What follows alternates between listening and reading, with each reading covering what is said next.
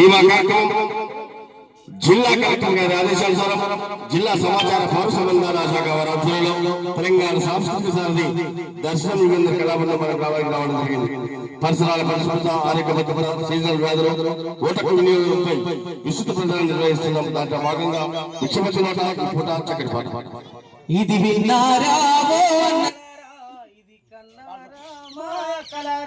ఇది విన్నారా